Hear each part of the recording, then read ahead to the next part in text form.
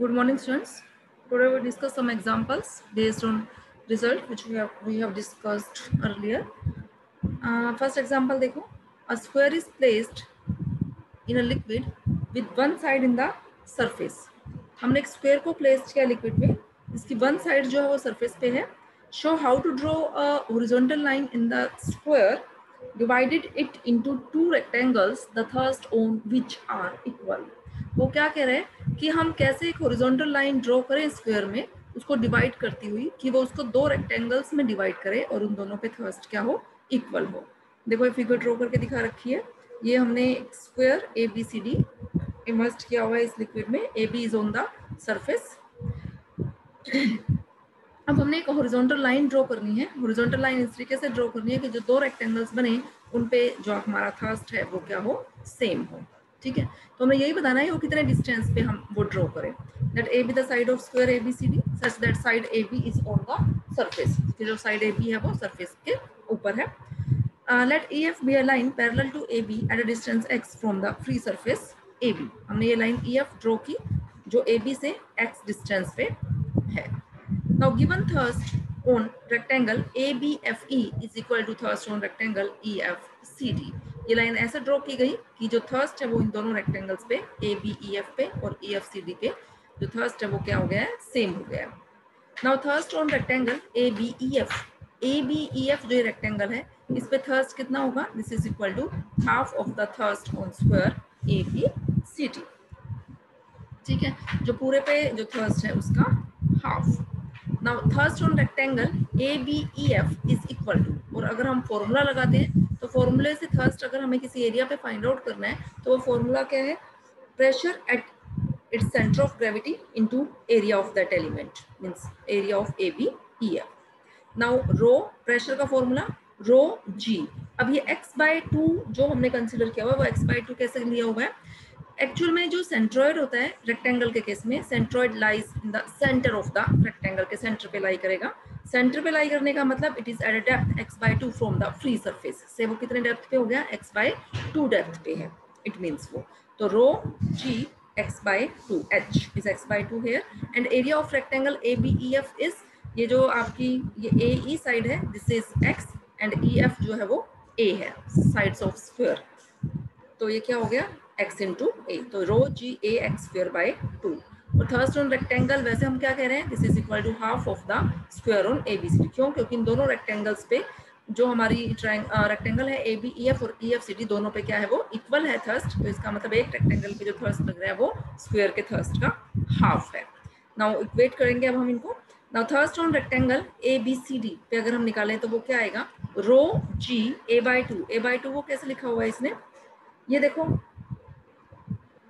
ये हमारा जो थी ये इसकी लेंथ x, तो इसकी लेंथ कितनी हो गई है A-x. ठीक है, फॉर्मूले में ये हमने क्या लिखा, rho g A/2 thrust on rectangle ABCD. ABCD actual में ये रेक्टेंगल लिख रहा है तो क्या, स्क्वायर. अब मैंने अभी आपको बताया स्क्वायर और रेक्टेंगल के केस में जो सेंट्रोइड है वो कहाँ लाई करता है, सेंटर पे लाई करता है. तो इसके लिए जो सेंट्रोइड है वो कहाँ लाई करेगा, इसके सेंटर में. इसका सेंटर मतलब कितने डेप्थ पे, at depth A/2 from the free surface. तो कितना हो गया, ये rho g A/2 into area of square is A into A. ठीक है, अब हम ये कंडीशन यूज करेंगे. तो उस कंडीशन के according thrust on this rectangle is equal to half of the thrust on square ABCD. तो जो हमारा रेक्टेंगल पे थर्स्ट है this is equal to half of the thrust on rectangle या स्क्वायर ABCD. और यहाँ से हमने क्या निकाल दिया, हमने x. मीन्स हम कितने डिस्टेंस पे फ्रॉम फ्री सरफेस से कितने डिस्टेंस पे लाइन ड्रॉ करें कि जो हमारा थर्स्ट है वो दोनों रेक्टेंगल्स पे सेम आ जाए. ठीक है, सेकेंड क्वेश्चन है, a rectangular area is immersed in a heavy liquid with two sides horizontal and is divided by horizontal lines into strips on which total thrust are equal. Prove that if alpha, beta and gamma are the breadth of three consecutive strips, then alpha into alpha plus beta, beta minus gamma is equal to gamma into beta plus gamma into alpha minus beta. अब वो क्या कह रहे हैं, हमने ABCD एक rectangular area जो है इस हैवी फ्लूइड के अंदर इमर्स्ड किया है जिसकी two sides AD and BC two sides जो है वो हॉरिजॉन्टल हैं. ठीक है, हमने क्या सपोज किया कि depth of side AD from the free surface is x. यहाँ देखो वो क्या कह रहा है कि रेक्टेंगुलर एरिया को हमने इमर्ज कर दिया है हैवी लिक्विड के अंदर। इमर्ज किया मीन्स पूरा उसके अंदर डिप है। जैसे वो ऊपर वाले क्वेश्चन में जो फर्स्ट क्वेश्चन था उसमें क्या गिवन था कि स्क्वायर जो है उसकी एक साइड जो है वो कहाँ प्लेस थी, on the free surface. Square is placed in liquid with one side in the surface means on the surface. जो हमारा फ्री सरफेस है एक साइड जो है वो इस फ्री सरफेस के ऊपर लाई कर रही है। अब यहाँ जो है पूरा का पूरा वो हमारा इमर्स्ड है। ये तो इमर्स्ड है तो किसी ना किसी, ये हमारा फ्री सरफेस, तो इससे कितनी डेप्थ पे है ये हमने क्या ले लिया, वो depth of AD from free surface is x. Now depth of G, G is the centre of gravity for this rectangle ADEF के लिए। जी रेक्टेंगल के लिए जो हमारा सेंट्रोइड था, it lies in the centre of this rectangle. और ये जो हमारी इसकी ब्रेड्थ जो हमें दे रखी है वो कितनी दे रखी है, हमें अल्फा दे रखी है।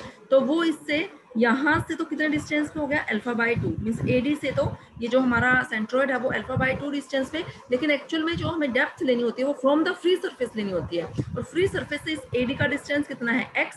तो जो ये सेंट्रोइड है, ये जो G है, ये हमारा फ्री सरफेस से कितनी डेप्थ पे हो गया, x + अल्फा/2 डेप्थ पे हो गया।